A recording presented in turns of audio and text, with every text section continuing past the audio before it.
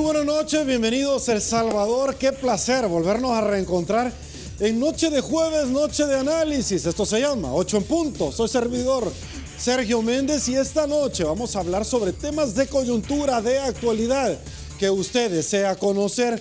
Supuestas ejecuciones extrajudiciales cometidas por elementos de la corporación policial. Reacción de las autoridades, ya le vamos a contar, espérame un ratito. Suspensión del DACA, señores, y aún no hay resolución de renovación del TPS. Posiciones encontradas, muchos dicen que simple y sencillamente es el resultado de algo lógico cuando el gobierno le coquetea a Venezuela. Hablaremos sobre las críticas recientes de la elección de magistrados de la Corte de Cuentas de la República, que ya se ve llegar una nueva edición de destitución. Para variar, los diputados no terminan de entender. Hablaremos sobre el análisis de la situación política, económica, social de nuestro país. Esta noche el doctor Miguel Fortín Magaña sí está en 8 en punto. Nos acompaña, al igual que Dagoberto Gutiérrez. Don Dago, un placer. También nos acompaña como invitado especial el doctor Óscar Humberto Luna, ex procurador general para la defensa de los derechos humanos. Hablaremos sobre los temas que anteriormente compartía con usted. Acompáñeme, tengo preguntas. Producción dice así: ¿qué tan urgente realmente es la investigación de posibles casos de ejecuciones extrajudiciales o abusos de miembros de la PNC y el Ejército? Un 40% dice que es urgente, mucho. Un 22%, poco. 38%, nada. 136 votos sin haber iniciado la entrevista 8 en punto. El Salvador, señores, nos llama a todos nosotros a que sigamos creyendo en él. Es momento de escuchar a tu país. El primer segmento de la entrevista 8 en punto, como todas las noches, es gracias a la fina cortesía del Banco Agrícola. Y bueno, señores, nos incorporamos a esta tribuna de entrevista y le damos la bienvenida a Dagoberto Gutiérrez. Un gusto, caballero. Suerte. Bienvenido, suerte. Muchas gracias. Gracias, igual. Doctor Miguel Fortín Magaña. Señor, un placer. Hoy vine porque había semita. ¿Todo bien de la vista? Con gusto le damos la bienvenida al doctor, quien no conoce que lo compre, al doctor Óscar Humberto Luna. Con su permiso, ¿Cómo doctor. está? Gracias. Un gusto. Doctor, bienvenido. Bueno, gracias por acompañarnos. No, al contrario, gracias por la invitación y siempre un saludo para nuestros amigos y amigas salvadoreños que jueves a jueves están aquí viéndoles y viéndoles. Un honor estar con el doctor Fortín, con mi buen amigo Dagoberto también. Gracias, doctor. Le agradecemos inmensamente haber atendido nuestro llamado. Rápidamente nos frotamos las manos porque queremos empezar a conocer el análisis de estos señorones. Me desplazo, producción, acompáñeme con el collage de producción de las noticias más emblemáticas acaecidas en los últimos días. Arrancamos. Ministro de Seguridad, ONG, no lograron demostrar que el Estado viole derechos humanos. Esa es la primera pregunta. Procuraduría para la Defensa de los Derechos Humanos indaga 17 casos de ejecuciones extrajudiciales por agentes de seguridad. Director, Academia Nacional de Seguridad Pública critica interpelación de la CIF por ejecuciones. Policías ligados a grupos de exterminio quedan en libertad. Es decir, medidas sustitutivas a la detención. Más de 500 policías y militares acusados por homicidio. Deportaciones de salvadoreños caen en más del 42% hasta el mes de agosto recién pasado. Apoyo de El Salvador a Venezuela podría acelerar de forma negativa la decisión de que Estados Unidos dé nuevamente una prórroga al estatus de protección temporal, ha dicho Fusades. Nota baja de presidente Salvador Sánchez Serén es porque no cumple sus promesas. Buscarán que la sala ordene repetir la elección de magistrados de la Corte de Cuentas de la República. Nos incorporamos rápidamente, Dagoberto, ¿a quiénes vamos a saludar esta noche? Expresamos nuestro pesar por la muerte de doña Margarita Alvarenga de Gómez de Santana, que falleció este domingo. Un abrazo a sus hijos, a Iván Gómez y a sus hermanos Son 6 hermanos. Iván y 5 más. Un abrazo a todos. Este día conversamos con estudiantes de la licenciatura de Educación de la Universidad de El Salvador. Un saludo y un abrazo a todos esos estudiantes que son además muy estudiosos. Abordamos el tema de la autonomía de la universidad y nos enteramos del el pensamiento que sobre ese tema y sobre el papel de la Universidad de El Salvador se está construyendo y tejiendo afanosamente. Es una buena noticia. Nosotros estamos en la disposición de incorporarnos a ese trabajo por recuperar el papel histórico de la Universidad de El Salvador, que es nuestra alma mater. El 1 de agosto desapareció Santiago Maldonado, un joven que participaba en la lucha del pueblo mapuche en la provincia de Chubut, en Argentina. La gendarmería lo capturó. A esta altura Santiago Maldonado no aparece. Es una mala noticia. Un abrazo a su familia y al pueblo argentino que está luchando. Deseamos que la situación de la península coreana se resuelva de la mejor manera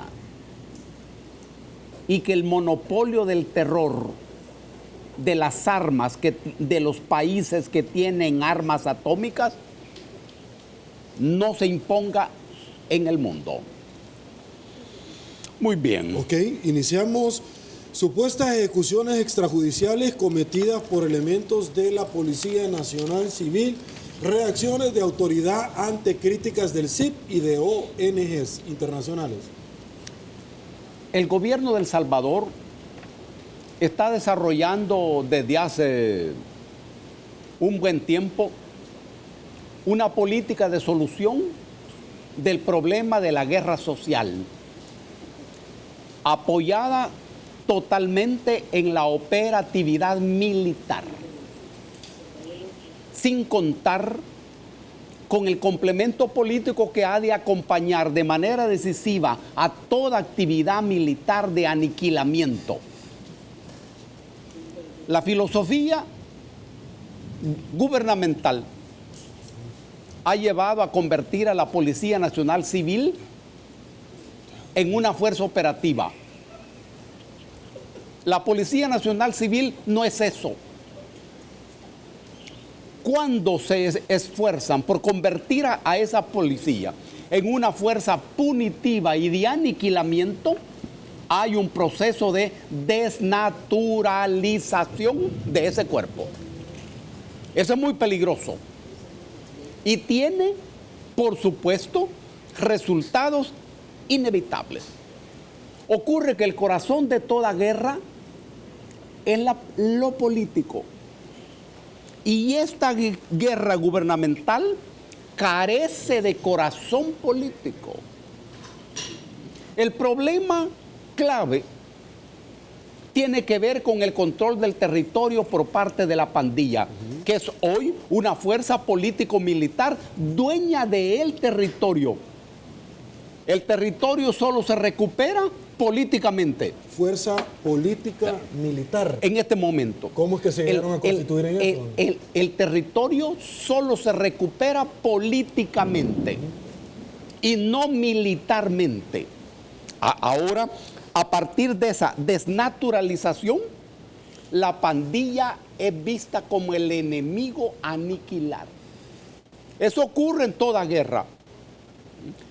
Si la policía entiende que la pandilla es el enemigo a aniquilar, eso exige saltar ciertas fronteras y ciertos límites en donde el lindero legal desaparece bajo el empuje de las operaciones militares.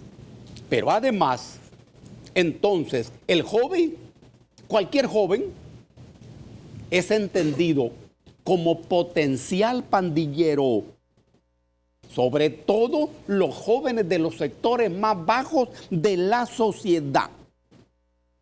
Ahora bien, ¿y esa política de aniquilamiento tiene éxito? No tiene éxito. No tiene éxito. Sencillamente porque la pandilla se nutre socialmente todos los días. La policía no. La policía no. La pandilla sí. Pero además, la pandilla conserva sus mandos estratégicos intactos y tiene capacidad de renovación. No es raro que aparezcan iniciativas legales, porque la PNC tiene en la Constitución, así lo concebimos, así lo establecimos en las disposiciones, tareas importantes en el tema de los derechos humanos. Ok.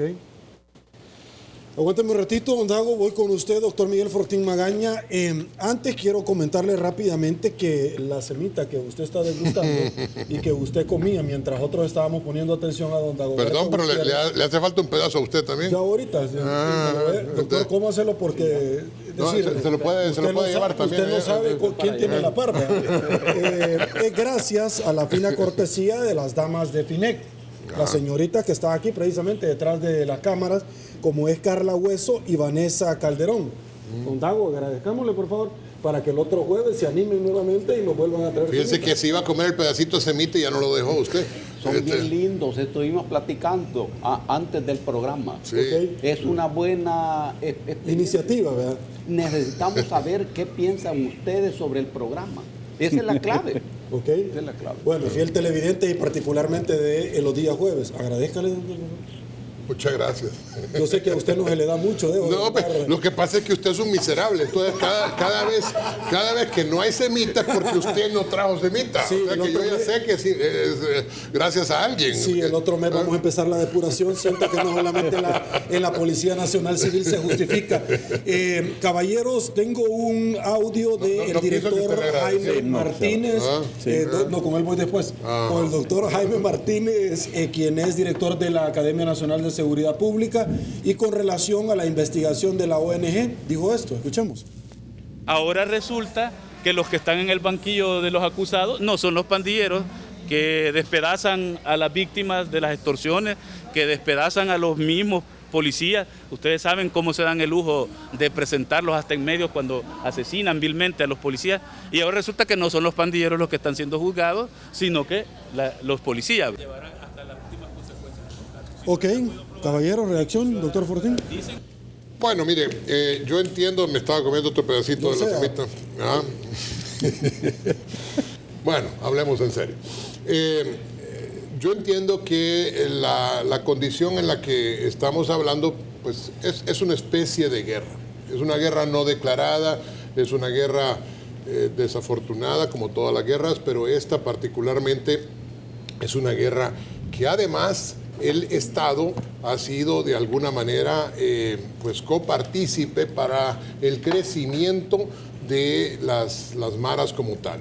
Es una guerra en donde uno de los bandos, que son las maras, las pandillas, tenían un número determinado de miembros, que podría haber andado por los 14,000 más o menos, que es un número horrible, pero que al salir de la famosa tregua empiezan a ser cerca de 60,000 personas.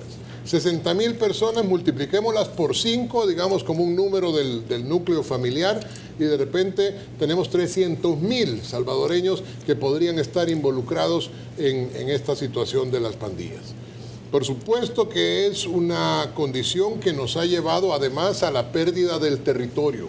Y la pérdida del territorio en un momento determinado se vuelve verdaderamente grave, porque igual que en una guerra civil, solo que ahora con circunstancias distintas, puesto que es una guerra social, tenemos dos bandos. Uno es el bando de la institucionalidad, es el bando del Estado, es el bando de lo que es correcto, de lo que es adecuado, y el otro es el bando, como digo, un bando producto de una guerra social que está constituido por mareros o por personas que mantienen un estado marginal. Esto quiere decir que esta guerra debe ser combatida por todos nosotros. Primero, poniendo límites, diciendo no estamos de acuerdo, poniendo límites también desde la perspectiva de los pagos porque hasta cobran impuestos estas personas que le llaman de alguna manera la renta. Pero lo que no se vale, y lo tengo que decir así porque así es, lo que no se vale es que los malos, que son las pandillas, empiecen a ser exactamente igual que los buenos, que son el Estado. Por eso es que el Estado no puede tomar las atribuciones o las actitudes que tienen los pandilleros.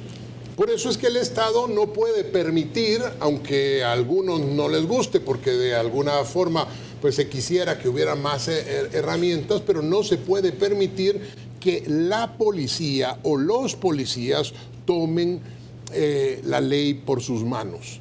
Porque si la policía toma la ley por sus manos, entonces estaremos en un estado fallido. Por eso es extremadamente preocupante lo que dice el señor de la Academia de Seguridad Pública.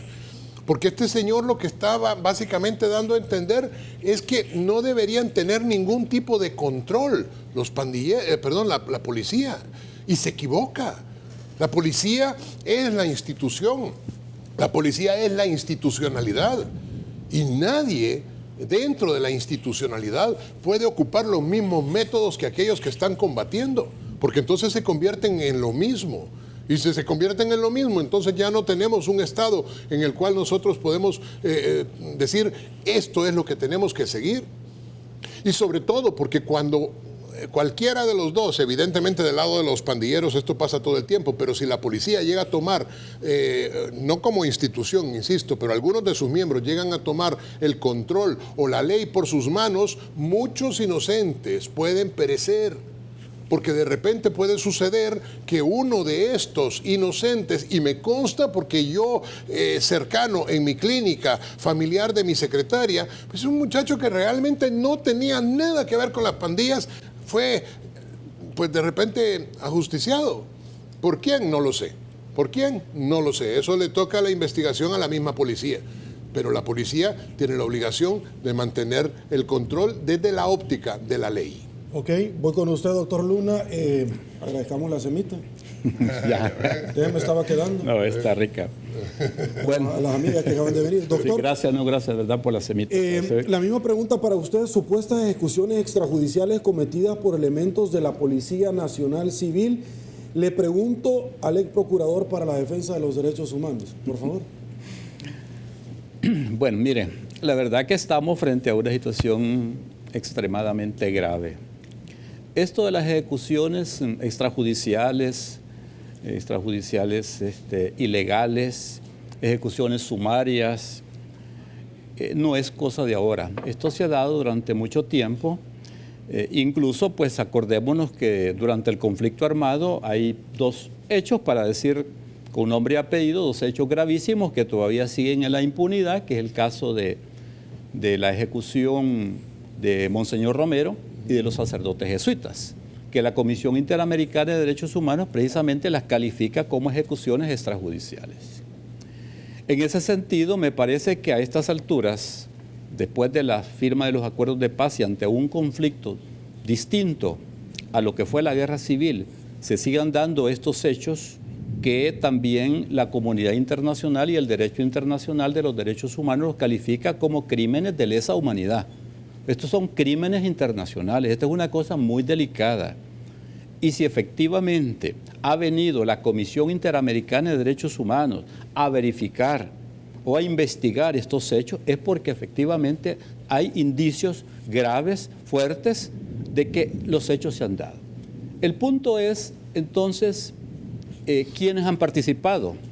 Realmente ha participado la Policía Nacional Civil como institución, a quien yo, dicho sea de paso, respeto, porque creo que la Policía Nacional Civil, por ser una institución que nace con los acuerdos de paz, merece el respeto, merece el apoyo, que no lo ha tenido, porque la Policía Nacional Civil no ha tenido apoyo surge después de los acuerdos de paz y durante los últimos gobiernos, no ha habido apoyo para la policía. Y son los que están enfrentando el crimen.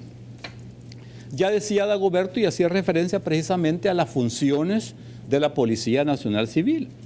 Las funciones de la Policía Nacional Civil tiene 3 funciones básicas: orden, seguridad y tranquilidad pública. Y todo esto tiene que hacerlo la Policía Nacional Civil, se lo dice la Constitución, con estricto apego y respeto a los derechos humanos. Esa es parte de la responsabilidad estatal, del respeto al derecho a la vida, a la integridad personal. Las ejecuciones extrajudiciales que se investigan, obviamente, que requieren para el Estado una especial, dijéramos, demostración de responsabilidad en la investigación, de interés para investigar, porque esto no puede quedar en la impunidad. Y el problema es que en esto, como tú lo decías, se pueden dar casos de justos por pecadores, o sea, ¿a quiénes? Entonces a mí me parece que esto marca realmente un precedente muy delicado. Yo también quisiera hacer referencia a lo que decía el licenciado Jaime Martínez, a quien yo respeto mucho. Me llama la atención que él se exprese también de esa forma porque pues él ha sido también un fiel defensor de los derechos humanos y creo que la intervención de un organismo internacional es porque el Estado es parte de tratados internacionales como la Convención Americana sobre Derechos Humanos, que se crea de conformidad con la Convención, la Comisión Interamericana de Derechos Humanos, y el Estado ha reconocido la competencia de la Comisión Interamericana de Derechos Humanos, que es un organismo internacional. Por lo tanto, no tenemos por qué también dejar de cuestionar la participación de este organismo, que de alguna forma es parte de su función, porque si hay presencia de organismos internacionales es porque han habido de alguna manera estos hechos. Ahora, lo que creo que también habría que tener cuidado es cómo se va a identificar o individualizar la participación efectiva de miembros de la Policía Nacional Civil o de otros grupos. Pueden haber grupos de exterminio, pueden haber fachadas de grupos que parecieran ser de la policía y a lo mejor no son de la policía, grupos paramilitares, escuadrones de la muerte que ya han existido en este país. Entonces, yo creo que en eso sí hay que tener mucho cuidado. Yo no responsabilizaría totalmente como institución a la Policía Nacional Civil. Hay que investigar, pero que han habido y que se han dado ejecuciones extrajudiciales, obviamente que sí se han dado, y eso creo que sí merece una investigación exhaustiva y debe de ser de mucha reflexión para el Estado de El Salvador. Ok, no quiero, por favor, porque me tengo que ir a pausa. Mire, el artículo 168, que establece la función del presidente de la República, en el número 17 dice así, solo lo voy a leer: organizar, conducir y mantener la Policía Nacional Civil para el resguardo de la paz, la tranquilidad, el orden y la seguridad pública, tanto en el ámbito urbano como en el rural, con estricto apego al respeto a los derechos humanos, estricto apego, y bajo la dirección de autoridades civiles.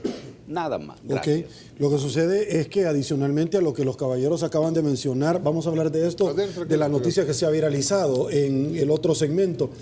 Es que no solamente la corporación policial o las nuevas funciones del ente castrense, sino la institución de la cual usted dignamente dirigió, nació de los acuerdos de paz precisamente porque fue una crítica como hecho generador de un conflicto armado de la falta de protección a los derechos humanos. Me quiero ir rápidamente a una pausa, no sin antes cumplirle los deseos a Carla Álvarez, quien pide que don Dagoberto Gutiérrez le salude a su mamacita, Ernestina Humansor. Don Dago, porque, o sea, no solamente fiel televidente, sino que particularmente de usted, está cumpliendo este día 75 años. Tiene su pay usted, de verdad, don Dago, o sea, contra todo pronóstico. Un abrazo a doña Ernestina Humansor. Usted sabe, doña Ernestina, que en la vida es importante cumplir años. Además es inevitable. Pero lo fundamental es asegurar la vida y una buena salud física y espiritual. Un abrazo a usted y a sus hijos. Bueno, y cumplir sus sueños, los acaba de cumplir, porque de verdad que me acaban de escribir eso. Vamos a una pausa, nosotros no paramos porque en televisión abierta Damos paso a comerciales, pero seguimos conversando. Volvemos.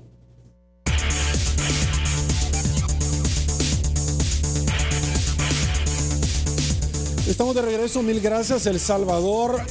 Antes de irnos a una pausa, terminé con usted, don Dago, arranco con el doctor Luna para acá. Vamos a hablar de la tregua, y es que el fiscal general de la República ha dado declaraciones. Ya voy a compartir con ustedes lo que se acaba de viralizar hace unos minutos y que un periódico digital acaba de compartir con nosotros. Pero en las declaraciones, doctor Luna, es sumamente complicado por cuanto el director de la promoción, no el monopolio, por resolución de la sala, de la acción penal, ha dicho: me siguen amenazando, a mí y a mi familia. Me han dado término para salir del país, que venció el 15 de agosto. Grupúsculos que no quieren que yo siga investigando casos emblemáticos, pero eso no se va a poder. Adicionalmente a ser abordado el tema de la tregua, dijo que lo vertido por Nalo genera nuevos conceptos o órganos de prueba para proceder a una investigación en contra del señor Funes y Munguía Payés. Voy con usted. No, quiero expresar yo mi solidaridad con el señor fiscal general y lamentar el que sea víctima de amenazas. Él está haciendo su trabajo, yo creo que hay que darle un voto de confianza. Obviamente el trabajo del fiscal general no es fácil.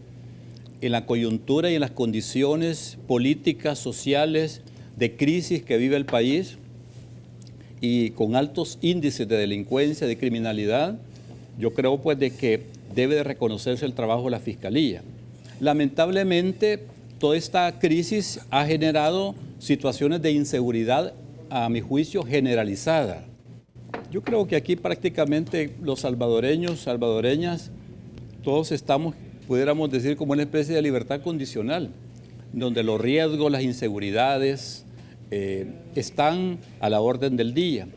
En ese sentido, yo creo pues de que es responsabilidad siempre del Estado diseñar una política para poder prevenir estos hechos y por supuesto que la Policía Nacional Civil debe diseñar mecanismos, una estrategia para garantizarle seguridad al señor fiscal general, a su familia, pero sobre todo para investigar esas amenazas. Yo creo que es parte de la responsabilidad porque lamentablemente en la situación en que se vive, es decir, estamos todos susceptibles o frágiles, mejor dicho, a cualquier tipo de amenaza de cualquier persona. Lamentablemente, pues en eso estamos fallando y tiene que ver con las grandes debilidades que hay en materia de seguridad. La seguridad está fallando. Yo haría un llamado, señor ministro de Justicia y Seguridad Pública, al señor director de la Policía, para que adopte medidas de protección.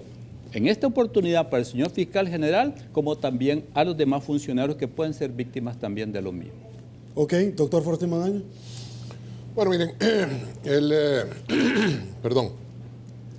la situación de lo que vive nuestro país desafortunadamente es harto difícil, harto complicada. La seguridad pues es algo que ya resuena a ser palabra vieja que alguna vez existió en El Salvador y que hoy por hoy se va yendo. Los salvadoreños no estamos seguros. No lo estamos en la ciudad, no lo estamos en el campo, no lo estamos realmente si alguien es funcionario y si alguien no es funcionario está todavía más inseguro. Claro, hay personas que tienen una gran cantidad de elementos, de guardaespaldas, de carros seguidores y todo esto, y estas personas pues ni siquiera se dan cuenta de lo que pueda estar pasando. Pero El Salvador es un país absolutamente inseguro. La posición de la Fiscalía también es una situación complicada porque el fiscal, por su propia naturaleza, si hace su trabajo, se expone a una pues, vendetta de parte de los fascinerosos y de los malvados. Ahora, del otro lado hay que decirlo, porque hay que decirlo, no solo cuando el fiscal habla, el fiscal debería de sustentar sus palabras con algo más que con las palabras mismas, porque si el fiscal, que es la figura, hablo del fiscal general, es la figura que representa la persecución del delito y la investigación del delito en El Salvador, si hace una acusación que no tiene un fundamento, realmente puede ser muy peligroso.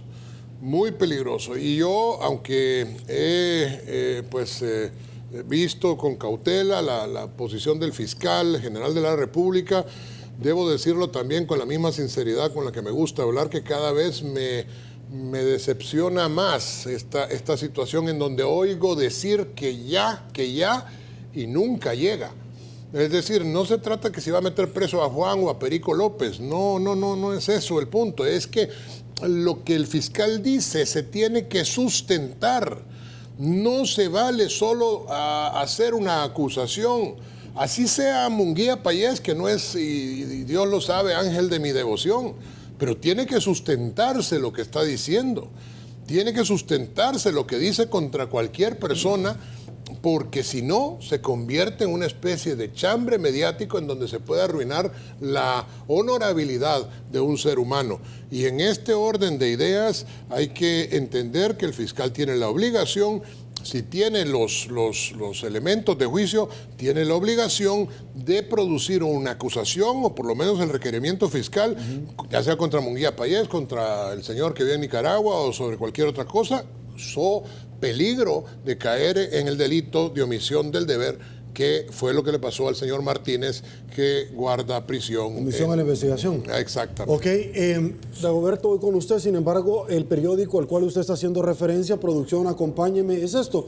Fiscal dice que hoy sí va por el expresidente Funes y por Munguía Payés. Y dice precisamente un poco más abajo, porque debemos de integrar los conceptos de los cuales se virtió esta semana al ser abordado sobre los nuevos elementos que Nalo ciertamente propició dentro de la audiencia en comento. Don Dago, su opinión, por favor.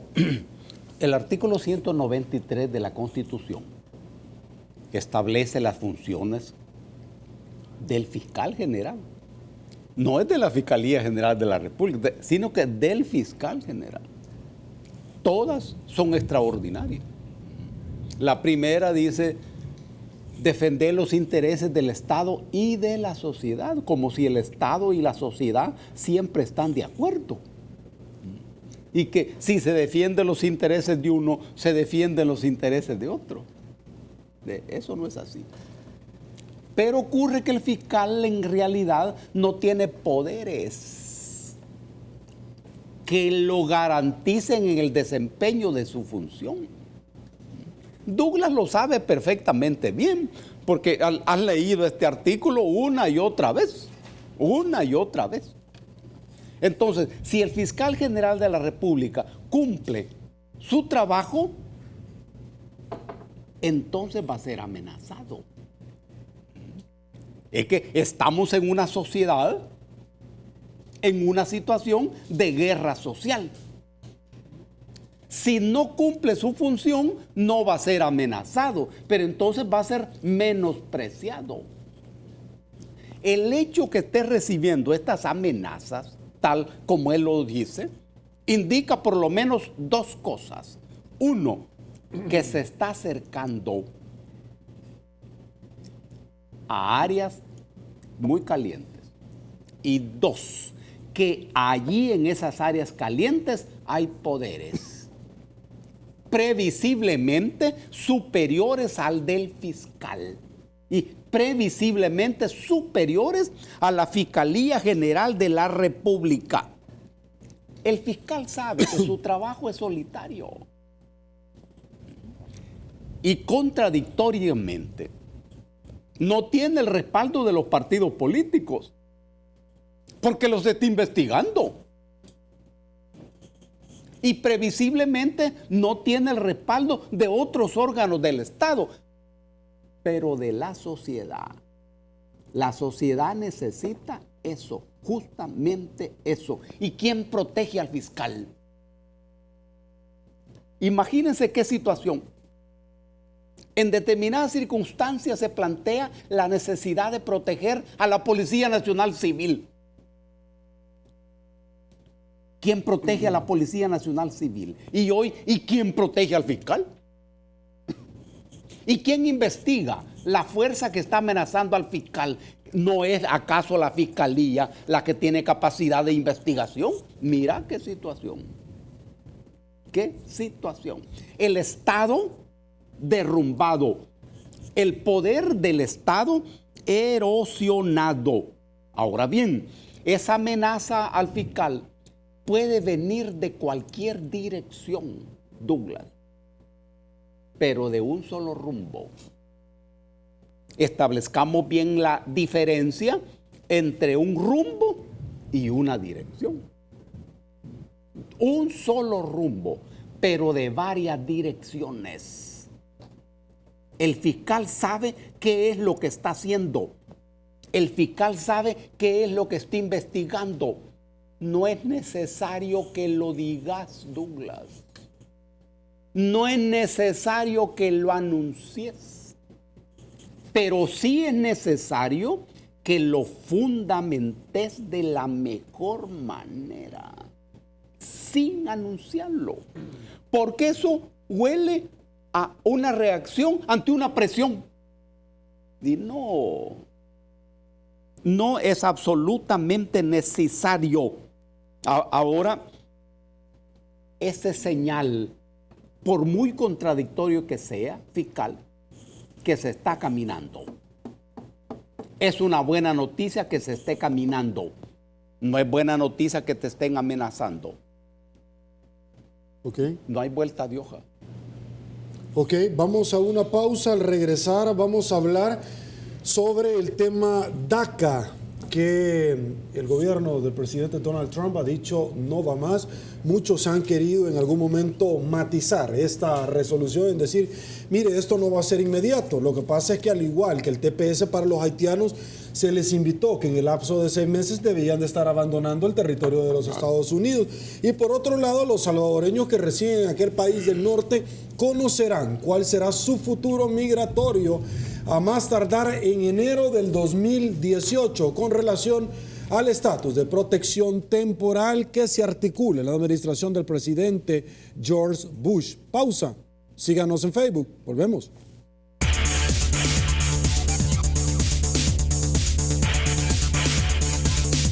Señores, estamos de regreso. Mil gracias, El Salvador.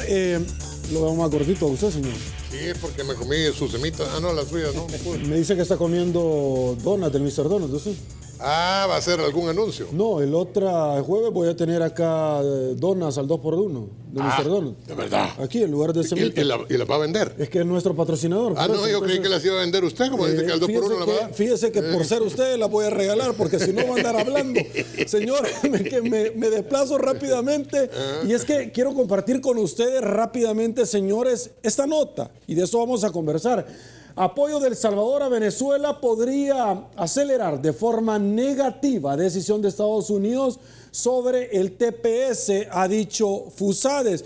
Nos incorporamos, señores, rápidamente a esta tribuna de entrevista y quiero arrancar con ustedes, caballeros, hablando de este tema que acabo de mencionar, porque ciertamente, como yo ya lo había manifestado, existe hoy por hoy un vilo para muchos salvadoreños que aplicaron en su momento desde la administración del presidente George Bush, ustedes recuerdan, para poder tener el estatus de protección temporal. El DACA, señores, ya no va más. Los Dreamers, sin embargo, han habido posiciones encontradas. Joe Biden, el ex vicepresidente de Barack Obama, fue uno de los que tuiteó y dijo que era un grave error. El tema es que la política migratoria del presidente Donald Trump no sorprende a nadie, porque él ya lo había dicho, él está cumpliendo en alguna medida la línea que iba a seguir. Los haitianos se les invitó en su momento que por favor tenían 6 meses y que procedieran a desalojar los Estados Unidos.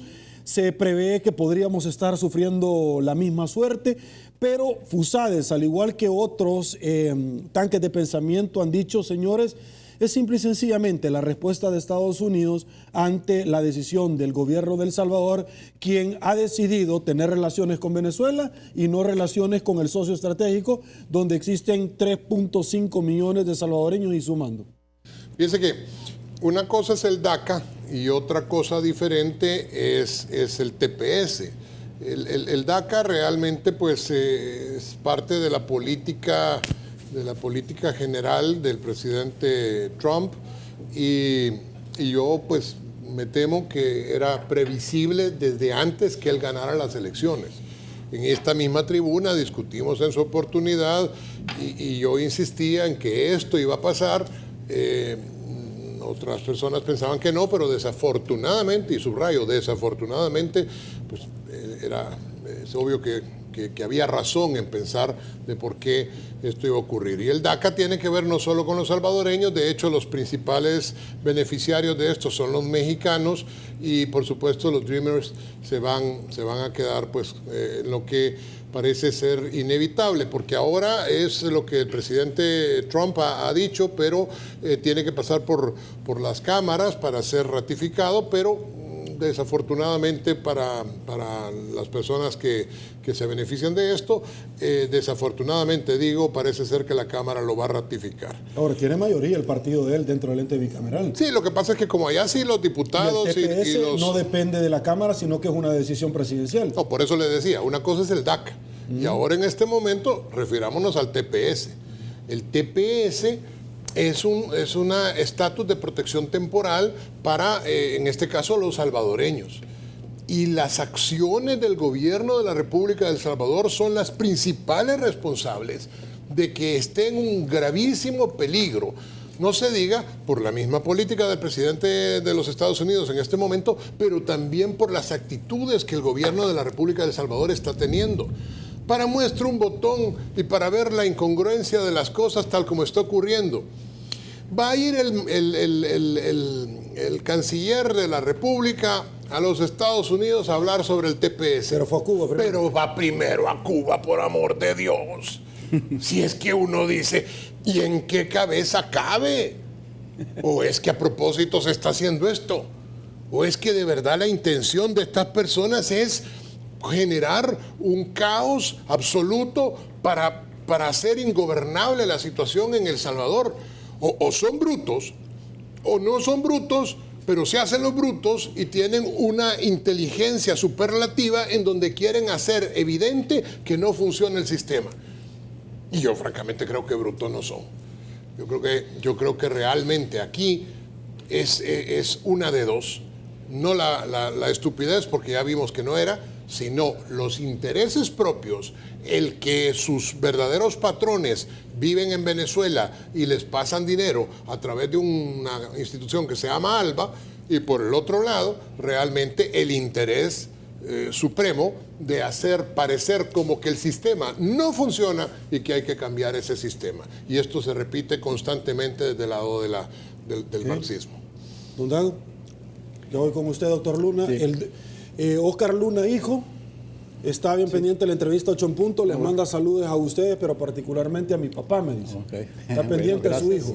Gracias, hijo. Está tomando nota, dice que después van a hacer las evaluaciones correspondientes.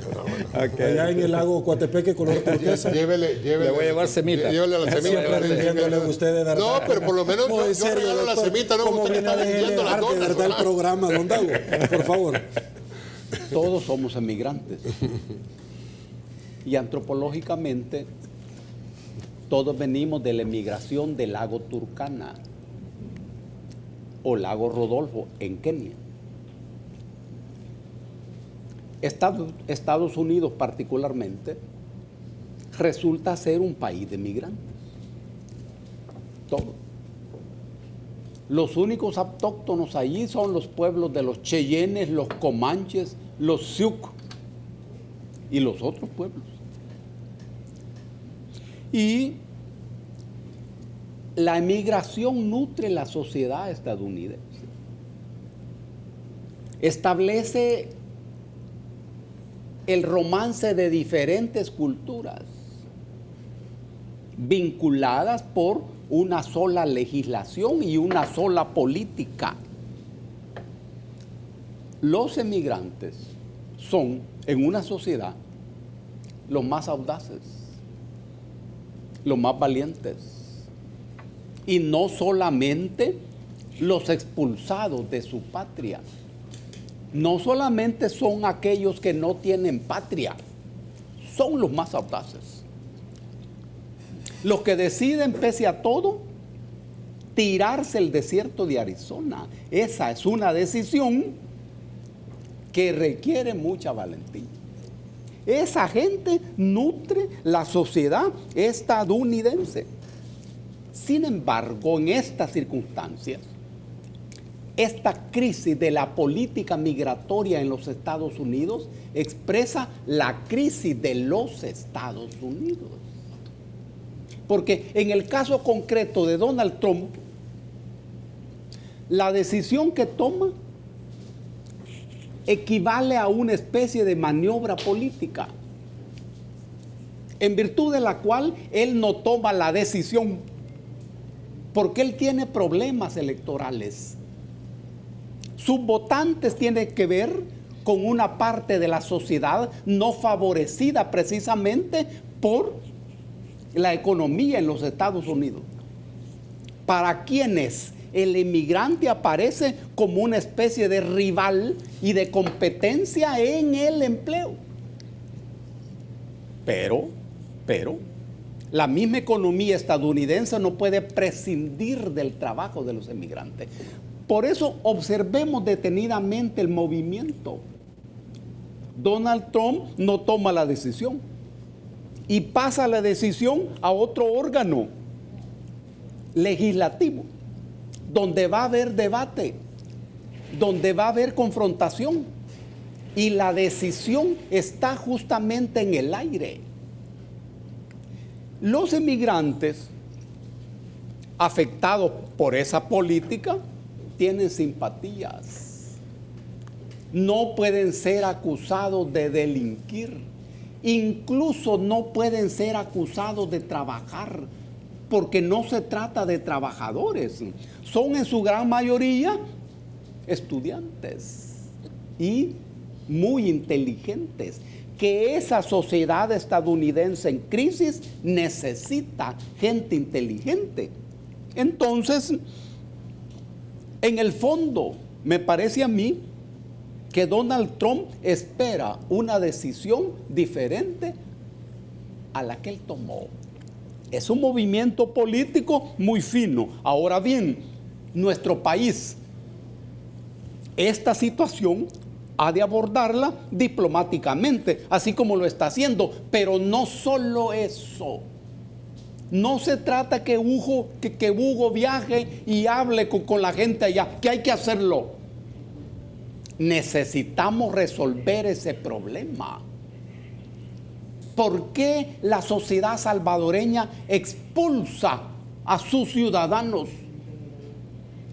¿Por qué tienen que ir a otras partes a ganarse la vida? Sabiendo que solo aquí hay dignidad.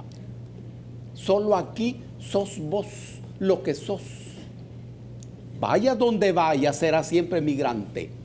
Se necesita resolver ese consabido problema de que los seres humanos necesitan irse de su país para vivir. No solo diplomacia, se requieren cambios estructurales para hacer de este país una sociedad más digna, más humana y más justa, de donde nadie tenga que irse. Ok, debo de hacerle una pregunta antes de darle paso al doctor Luna. Usted ha manifestado que hay que abordar este tema bajo la diplomacia. Yo no sé hasta dónde va a aguantar que se estire este hule para que se escuche bonito, don Dagoberto, porque es bien complicado estarle diciendo a Estados Unidos, porque el embajador así lo dijo, quiere decir que nuestro dinero es bueno, pero no es bueno cuando les pedimos que nos acompañen en esfuerzos de combate a la corrupción, al narcotráfico, a la impunidad. Ejemplo, nombran a dos funcionarios con fuero constitucional, uno el señor Merino, el otro el señor Reyes. Cuando nosotros lo estamos acusando, vienen a querernos convencer, se van, y hay un diputado, lo voy a decir semánticamente, Blandino Nerio, quien dijo así, parafraseando, por respeto a 8 en punto, al conglomerado que está muy pendiente, métase el segundo compacto donde le quepa. ¿Con qué cara va Hugo Martínez a decirle, no, mire, espéreme, que quiero explicarle que una cosa es el partido y otra cosa es el gobierno? ¿Se puede, don Dago? Yo creo que Tu pregunta tiene dos partes y la respuesta también.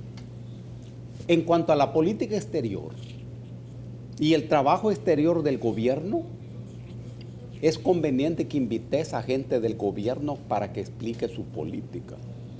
A uno no le resulta fácil explicar la política exterior del gobierno. Lo que apenas uno entiende es que todo gobierno tiene sus amigos.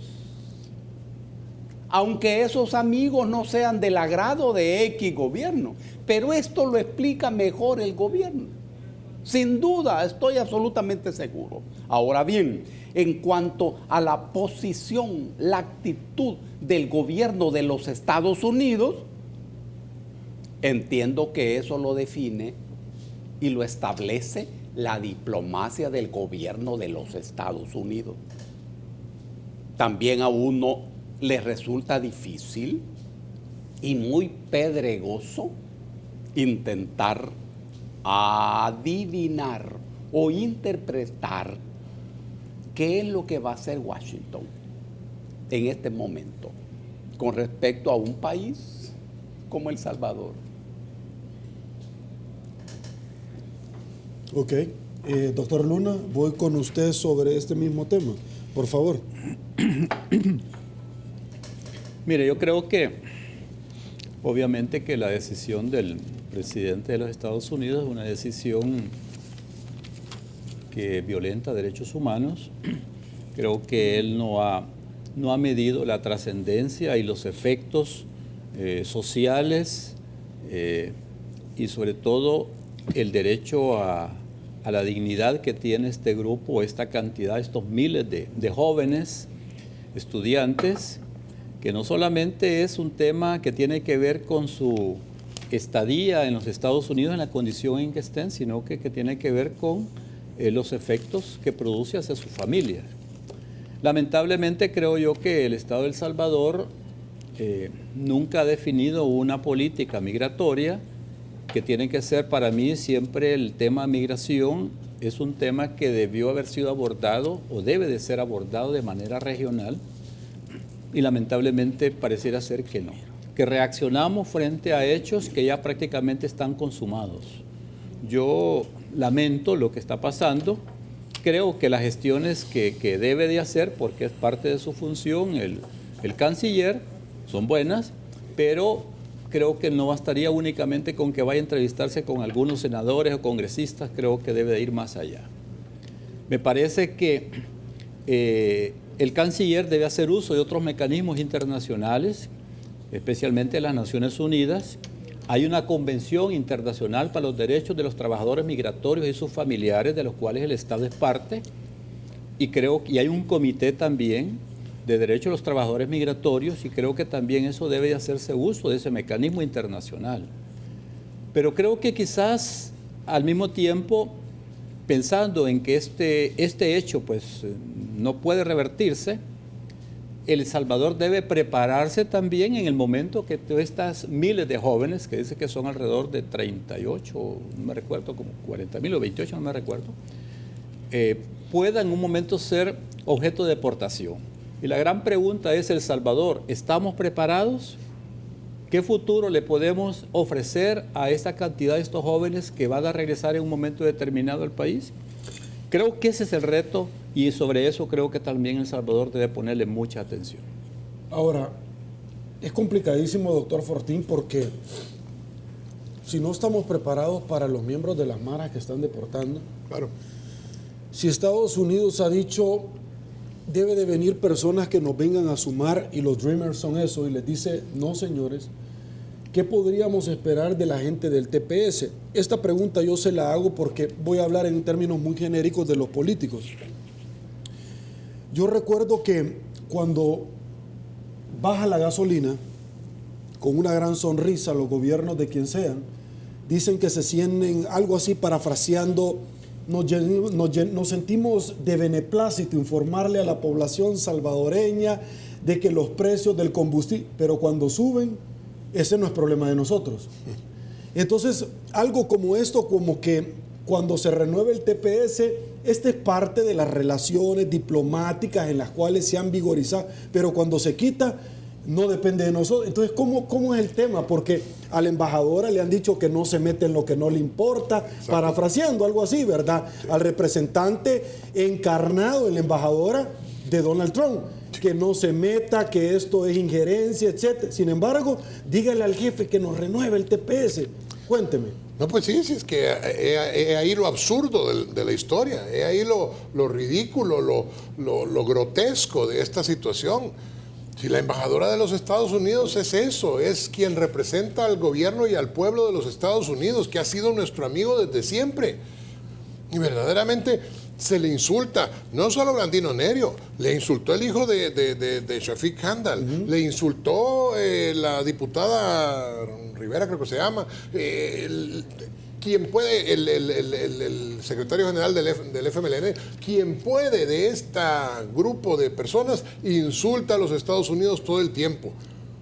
E inclusive, como decía hace un rato, hombre, si uno va a pedirle a los Estados Unidos que renueve el TPS, no pasa primero por Cuba pidiendo instrucciones, o qué es esto. O sea, el presidente de la República de El Salvador, el profesor Sánchez Serén, tiene 3 discursos totalmente incongruentes entre sí. Uno es el discurso diplomático, que no le sale muy bien, dicho sea de paso. El otro es el discurso delante de la plaza pública en el 1 de mayo, en donde manda a incendiar, bueno, de hecho él mismo ha incendiado o ha quemado la bandera de los Estados Unidos. Y el tercero es el discurso cuando habla con sus ¿Quemaron bases. la bandera? ¿Ah? ¿Quemaron la bandera? No se acuerda. No, con la celebración del 911, los atentados. Claro, a eso me refiero. Okay. O sea, no ahorita cuando es presidente, pero es la misma persona. Entonces, y aplaude estas condiciones. Entonces, uno no puede ser incongruente en la vida. O sea, es algo que uno, si uno es algo, lo es en el día, en la noche, en la mañana y en la tarde. Uno no puede estar con una mano pidiéndole a alguien que le ayude y con la otra mano insultando a estas mismas personas. Y como dicen allá en mi pueblo, pues porque mi pueblo tiene un montón de dichos. O sea, el niño llorón y la nana que lo pellizca, pues hombre, si por un lado vemos que la política de Trump es una política pues bastante anti-inmigrante por las razones que sean, pero lo dijo desde que era candidato a la presidencia. Y por el otro lado, hay un gobierno como el de Haití, hay un gobierno como el de El Salvador, hay un gobierno como el de República Dominicana, o por supuesto como el de Venezuela, pues que hacen una serie de tonterías todo el tiempo. Vaya, pero por lo menos Venezuela, su propia podredumbre es la que, me refiero, no la gente de Venezuela que es tan querida, sino el gobierno de Venezuela, su propia podredumbre es la que está viviendo. Pero nosotros que vivimos la podredumbre de los venezolanos, ¿qué es lo que está pasando acá? Es que, vuelvo a repetirlo, no parece ser lógica la actitud del gobierno, a menos que lo hiciera totalmente a propósito porque quiere el caos. Y si quiere el caos, habría que preguntarse por qué lo quiere. Insisto en ello porque de verdad es algo extremadamente, aparentemente sin importancia, pero extremadamente importante, porque al final El Salvador puede entrar en un caos, en donde tenemos maras, tenemos delincuencia, tenemos violencia y tenemos una falta de empleo terrible. Y además de esto vamos a tener a un montón de hermanos nuestros que nos han, pues básicamente mantenido, porque eso es lo que ha pasado con los que llamamos hermanos lejanos. Los salvadoreños que viven allá y que trabajan de sol a sol nos han mantenido durante un montón de años. Y ahorita realmente vamos a tener delante un montón de personas sin tener empleo y sin tener posibilidades de sacar adelante la situación. Que Dios nos bendiga y que Dios nos agarre confesados, como dice el dicho. Ok, pausa, volvemos.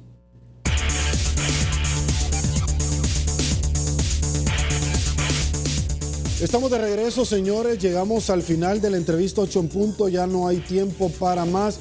Dagoberto Gutiérrez, señor, muchísimas gracias. Antes que se empiece a despojar de la vestimenta, Suerte. Que todo te salga bien. Que la gente no sabe lo que sucede al apagar las cámaras. En tu trabajo. Y apagar las luces. Suéltame la mano, no quiero que especule. Va a haber donas la otra semana. Porque le hace así, doctor. Porque le hace así. No, porque veo que ya se comió la semita usted. Qué feo si es un programa familiar. Doctor. Vaya misa. Le cayó migas, quítese el... Luego, Sergio. Ahí va a disculpar, pero de verdad que queremos educar los jueves. Doctor, gracias por habernos acompañado. Al contrario, siempre aquí, con gusto. Que viva Santana. Viva Santana, sí. Que viva el lago de Coatepeque, claro. color turquesa. Y Santana sí es la capital del mundo y no es la sucursal del cielo, es el cielo. Perdón, ese es Aguachapán. No, ese es Aguachapán. Está bien, va a haber pleito con mi amigo, el alcalde de Aguachapán, de Ataco, pero bueno, paciencia. Cosavi de RL, señores, es parte activa de la entrevista 8 en punto, al igual que todos ustedes. ¿Quiere ver? Se lo demuestro, me desplazo. Y es que la pregunta que planteamos esta noche decía así: ¿qué tan urgente es la investigación de posibles casos de ejecuciones extrajudiciales o abusos de miembros de la PNC y el Ejército? Un 43% dice que mucho, un 20% poco, 37% nada, 247 votos hasta este momento. Siga participando porque 8 en punto no duerme. Soy Sergio Méndez, así están las cosas hoy por hoy en nuestro país. Si le gustó la entrevista, comente la mañana. Será hasta el día de mañana. Que descanse y una vez más que el Señor nos bendiga a todos.